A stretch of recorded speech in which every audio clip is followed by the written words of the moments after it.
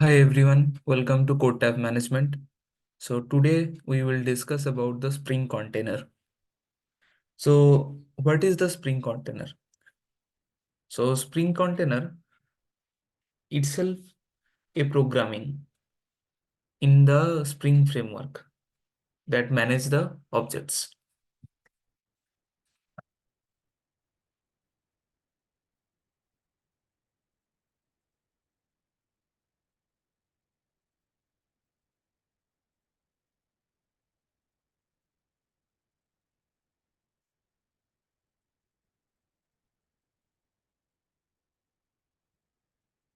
Okay. So the container gets its instruction by reading the configuration metadata to instance and configure and assemble the objects according to that. And we can represent the configuration metadata in different forms such as XML, Java annotations, or some Java code. Okay, so the Spring container has some responsibilities like find and scan the Spring beans, then create the objects for the beans that it found after scanning. Then they need to link or inject the objects if they have some relations such as has a relationships. And last but not the least, destroy the objects. So creation of the object is the vital role for the Spring container, as well as destroy the objects also one role for the Spring container. Okay, so it basically do the whole means manage the whole life cycle of a Spring bean. Okay, when the Spring bean is being created, after that whole the life cycle is being managed by the Spring container. So next is what are the types of the Spring container? So there are two types of Spring containers. So first one is Bean Factory. So what is this Bean Factory? So it supports the XML configuration only, and it comes under the package Spring Framework.beans org dot just a minute under org dot Spring Framework dot beans. Okay, so under this uh, package it comes, and now it is supposed as a legacy container since we cannot create an object from an interface in Java. The WinFactory interface provides the most commonly used implementation, which is means commonly used implementation class, which is like the XML bin factory that is there. So we can get that implementation class from the bin factory, right? Then the second one is the application context. So it supports all the forms of the configuration like XML, Java, annotations, and it comes under the package that this will be same. So it is under dot context, right? So uh, it comes under this org.spring framework.context package, and application context also provides multiple implementation classes. So multiple implementation classes it provides. So first one you can say as the class path XML application context. So class path XML application context. So what it does this? So we should use this when the configuration file is at the project's class path. Okay. So when the configuration file will be in your project's class path, then you will use that one. After that,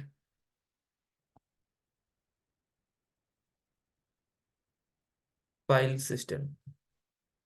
According to this nomenclature, you will get to know only. So we should use this when the configuration file is at the server's file system. At that time, we will use that one. And the third one is annotation config application context. Okay.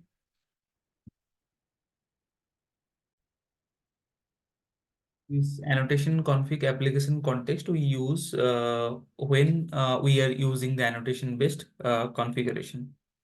So next one is how to create a Spring container. So we can create a Spring container through the programs. And since the application context is the most widely used and bin factory is rarely used, so we will make it using the application context. So the first one, like application context,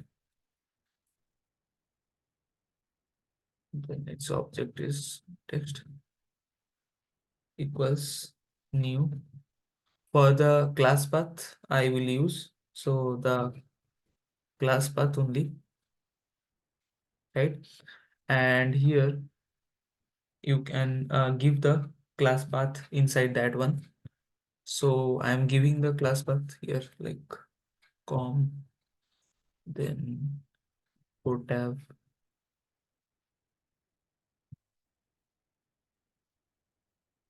Okay. And inside that some Spring, and inside that some XML file is there, right?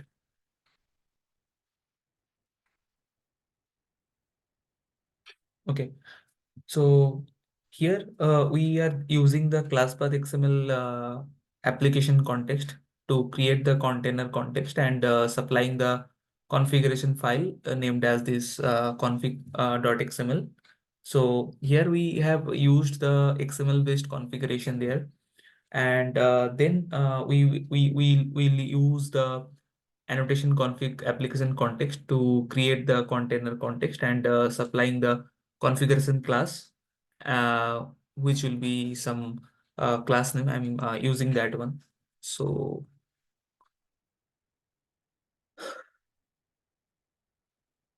annotation config application context, and then new annotation config application context, and inside that some configuration class I'm using like app config or dot class, right? So this will be used here. So in this way, we can easily create the Spring container. So the next one is how to get this bin from the Spring container. Okay. So Spring container provides the get bin method we can provide, right? To get bin from it. And however, we also can use the get bin method uh, that has multiple flavors, as it has got different combination of parameters, right? So we can use any one of them as per our requirement, and I'm showing you the implementation of it. So application context is there, right? So one object of that is being created here, and then new, and here again the class path application context again, and inside that the path I'm using here like the same like the above one.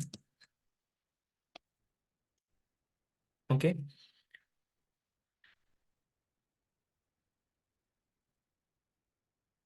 And we will use some defined class. So suppose person is there, I'm using the person class.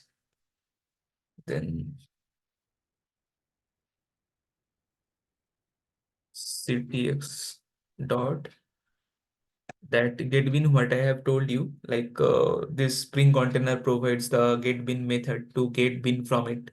Okay, so I will use that get bin method, and inside that that person class should be there, and then we can print the person,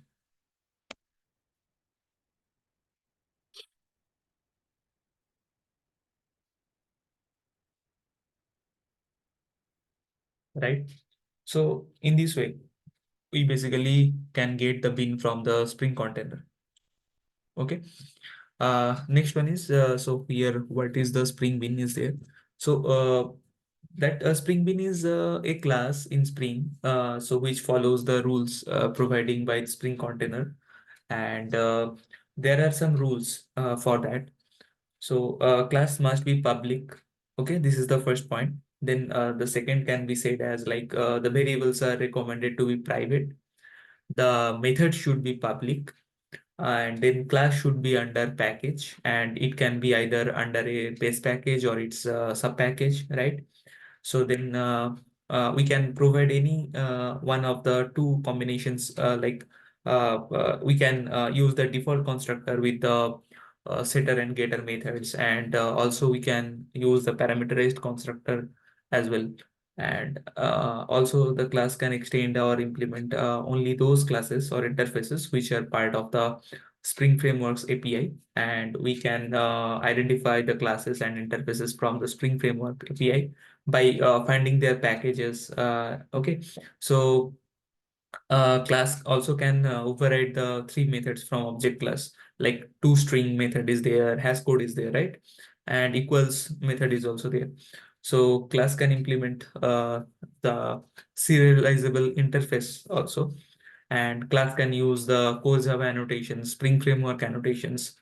So these things, these features will be there for the Spring. And the last here is like what inputs a Spring container requires from a programmer to create the objects. So basically the Spring container requires two inputs from a programmer to create an object. So the first one is the Spring Bean, and the second one is Spring configuration. So Spring Bean is specific type of class that follows some rules provided by the Spring container. What I have told like in the previous question. Okay. So and Spring configuration generally contains the name of the bin, and there will be some linking details between that, and also some other informations. So apart from that, I can say there are three forms are there. Okay. The first one is XML based configuration. Second one is Java based configuration, and third one is annotation based configuration. Okay. So those things I have already told you in the previous video. Yeah, that's all for today. Uh, so you can ask the another questions in the comment as well if you have any other questions, right? Thanks everyone.